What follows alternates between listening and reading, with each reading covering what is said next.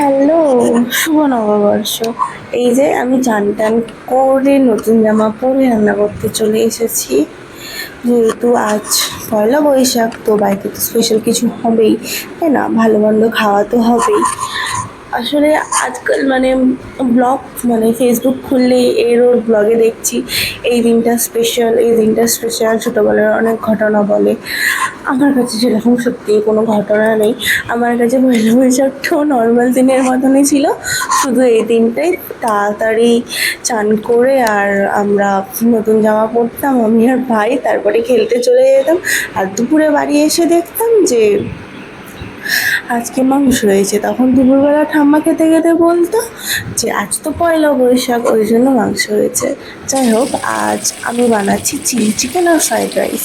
তো চিলি চিকেনের জন্য প্রথমে সবজিটাকে সাইডে রেখে আর আগে চিকেনটা ম্যারিনেট করে নিয়েছি। একটু আদা রসুন বাটা, একটা ডিম, একটু অল্প কিছু মশলা, নুন আর কর্নফ্লাওয়ার দিয়ে ভালো করে ম্যারিনেট করে সাইডে রেখে দিয়েছিলাম 15 মিনিটের জন্য। ততক্ষণে সবজিও কেটে নিয়েছি। তারপর এই যে এখানে চিকেনটা আমি ভালো করে ভেজে নিচ্ছি।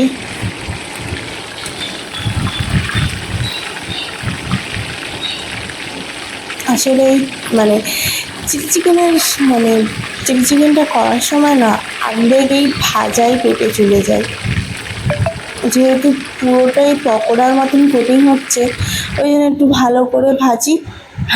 খেতে ওখানেই অর্ধেক পেটে চলে যায়, যদি আমি খুব যাই হোক। তারপর এবার ফ্রায়েড রাইসটা আমি করবো।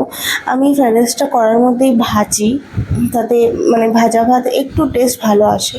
ওই জন্য কড়া থেকে তেল কমিয়ে আর প্রথম একটু, আমার কাছে কাজু ছিল না, তাই একটু কিশমিশ দিয়ে আর ক্যাপসিকাম আর গাজরটা ভেজে নিয়ে তার উপরে এই রাইসটা দিয়ে দিয়েছি। যেহেতু আমি ভাতটা করার সময় ওতে নুন দিয়েছিলাম, ওই জন্য আমি নুন আর দিইনি। নুন দিলে পরে ভাতের সাথে খেতে নুনটা লাগবে, ওই জন্য আর নুন দিইনি। তারপরে ওখানে ভাতটা হয়ে গিয়েছে। এবার আমি চিলি চিকেনটা বানাচ্ছি। আসলে আমি না চিলি চিকেন করিনি, এটা ফার্স্ট টাইম। আমার হাজব্যান্ডের হাতে চিলি চিকেনটা আমার খুব ভালো লাগে, সেই জন্য বাড়িতে যখনই চিলি চিকেন হয় ওই করে। আমি কোনোদিনও করিনি, এটা ফার্স্ট টাইম ট্রাই করছি। ও যেরম যেরম করে আমি সেরমই করছি। এই তো প্রথমে পেঁয়াজ ক্যাপসিকাম একটু ভেজে নিয়েছি, ভেজে তার মধ্যে অল্প ছোটো চামচের 1 চামচ আদা রসুন দিয়েছি, দিয়ে একটু ভেজে নিয়েছি, যতক্ষণ না কাঁচা গন্ধটা যায়। তারপর ওতে মশলার জন্য অল্প একটু জিরে গুঁড়ো, গোলমরিচ গুঁড়ো দিয়েছি। আর এখানে চেরা কাঁচা লঙ্কাও দিতে হতো, আমি দেখাতে ভুলে গিয়েছি। যাই হোক, তারপরে সয়া সস আর অল্প একটু টমেটো কেচাপ দিয়েছি, নাহলে না মিষ্টি হয়ে যায় টমেটো সস বেশি পড়ে গেলে। ওই দিয়ে আর তারপরে জল ঢেলে ফুটতে দিয়েছিলাম। জলটা ফুটে গেলে এখানে এই যে চিকেনগুলো আবার দিয়ে দিয়েছি। চিকেনগুলো দিয়ে একটু ফুটতে দিয়েছি, যেহেতু চিকেন অল্প একটু সিদ্ধ হবে।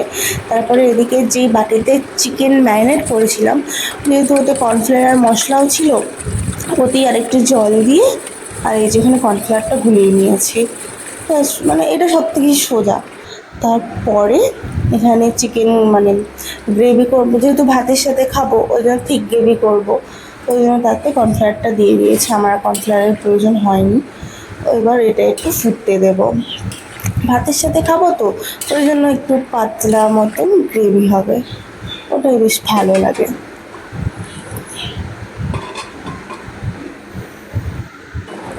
আর এই যে আমার চিলি চিকেন হয়ে গিয়েছে।